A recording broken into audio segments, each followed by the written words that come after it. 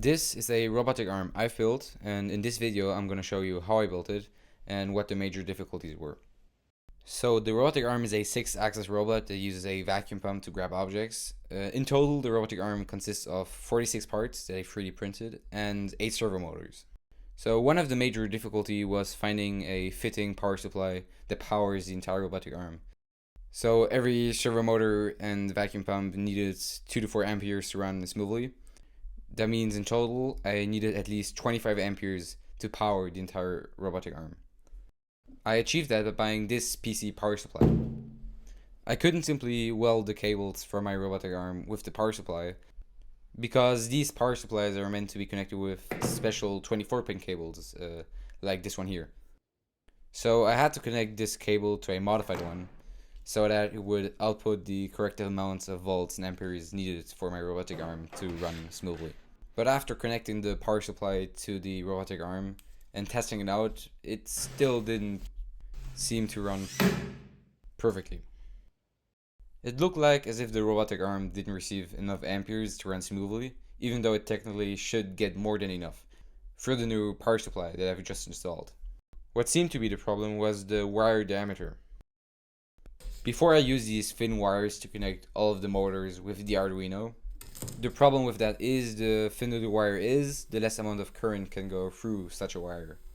For example, this cable had a diameter of 0.5 millimeters, and therefore this cable could only let 2 amperes of current through it. So what I did to fix the problem is I replaced all of the thin wires I used in the build with these thicker wires that have a diameter of 2 millimeters. So I took the entire robotic arm apart, removed all the cables, and re-welded all the motors together with the new wires and put the entire arm together again. Now finally the robotic arm moved perfectly, except for the axis that is responsible for moving the upper arm. So there the problem was the weight distribution. Here is a picture of the upper arm, and the red point represents the center of mass. What we want is the center of mass being located as closely to the axis as possible because of rotational inertia. That means the further away the center of mass is to the axis, the harder it is to move, and therefore you need more energy to rotate it.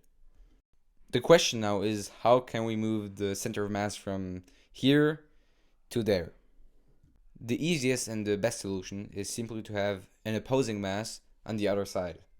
That way the center of mass moves all the way to the axis where we want it to be. So I 3D printed this hollow part that allows me to put weights into it.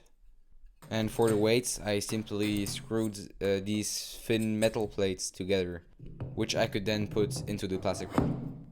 I then attached the weights to the upper arm of the robotic arm, and now also the upper arm moved perfectly, but only for a short amount of time. So what seemed to be the problem was the durability of the motors, specifically the durability of the servo horns.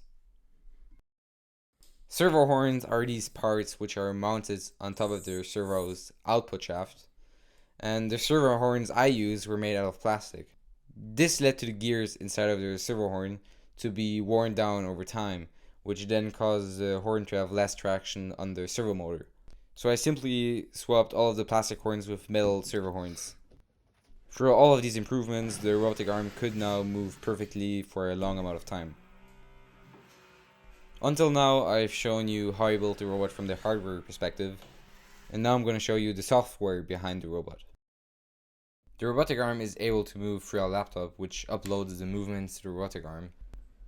The easiest way would simply be to input the coordinates where you want the robotic arm to move, and to achieve that, I needed to use inverse kinematics.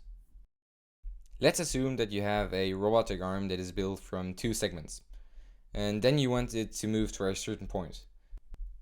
Inverse kinematics is the process of calculating the necessary rotations for the arm to move to that point.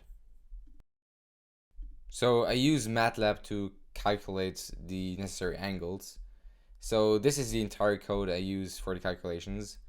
And for example, I want the robotic arm to move to the point 100 millimeters.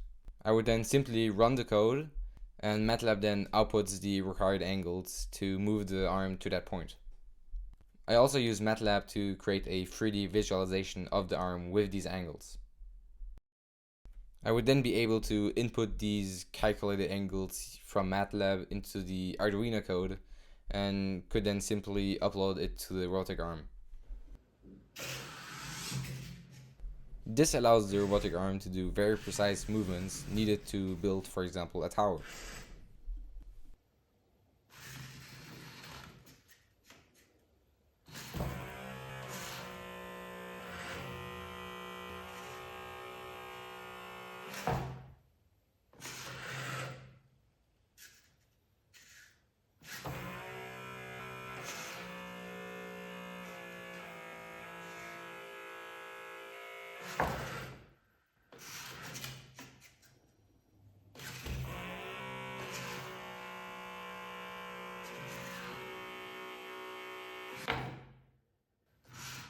This was how I built a robotic arm.